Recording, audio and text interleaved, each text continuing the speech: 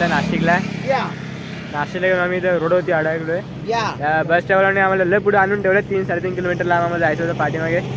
तर इथं मोंडी आहे हा दादा आहे आणि रोडवरती आम्ही नुसता 1 तास झाला रोडवरती अडकून बसतो. काय आता आम्हाला इथं पोहोचून अर्धा तास होत आलाय. हे बघा आमचं सामान इथंच सामान सगळं पडून राहिले. इव्हेंट आलो होतो चांगला इव्हेंट होता. रिक्षावाला अजून आलाच नाही. रिक्षावाला इथून येऊन गेला बोलतात येऊन लगेच 5 मिनिटात. अजून आलाच नाही. मोठी पण कंटाळलाय. हे बघा येडे आले सगळे. बस येत आहे पण बसमध्ये आपलं सामान राहणार नाही एवढं. रिक्षा पण नाही.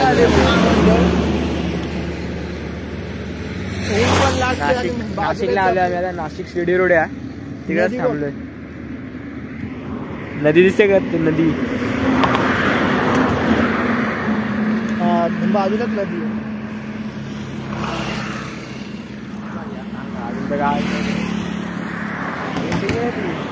काय माहिती कधी होती. आता आपण थांबलो 1 तास झाला आपला थांबून. अजून काय रिक्षा तर काय भेटली नाही. आपल्याला एक पालखी दिसते तिथून लांब पालखी येते. आपण त्याचं दर्शन घ्यावं. पालखी येऊन दे जवळ थोडी.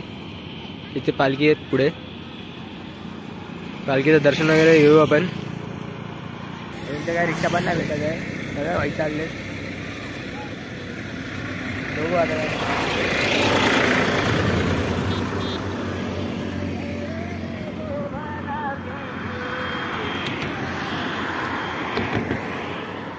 बरोबर नाही हाड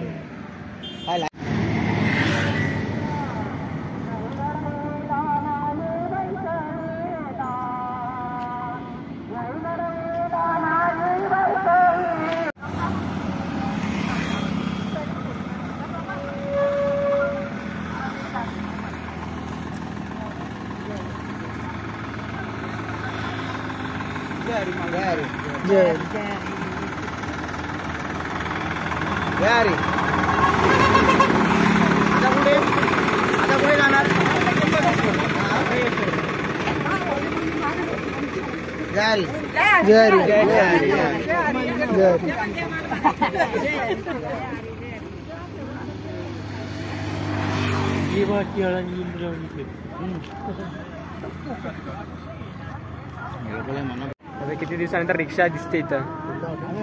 एक तर रिक्षा आली तिकडे. बघू आता इथे तरी भरलेली नसते माझ्या म्हणजे झालं.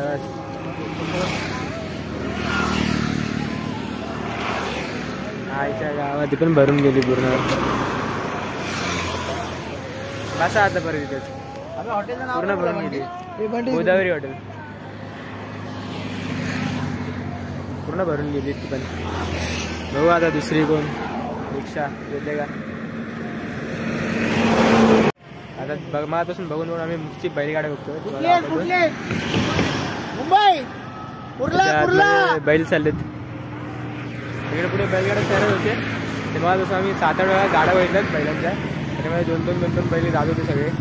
जोड्या होते त्या बैलांच्या. अजून एक तिकडून ट्रक येतो त्याच्यामध्ये पण बैलाच्या जाटत्या. आम्ही आली कुठली तरी बघतो गाडी बघतो. आम्हाला गाडीच भेटत नाही. कंटाळा आला नुसता. तेव्हा समोर एक ट्रक येतोय भरलेली. या ट्रक मध्ये पण बैलच वाटतं.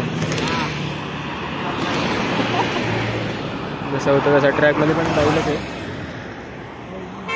अजून एक ट्रॅक येतो. ह्या ट्रॅक मध्ये पण बैल असतील. बैलगाडा शर्यत चालू आहे वाटतं कुठेतरी.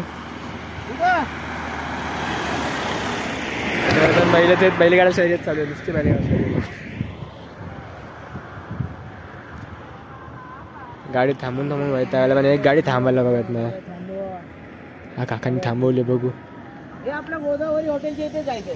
गोदावरी हो हा गोदावरी हॉटेल. हा चालेल.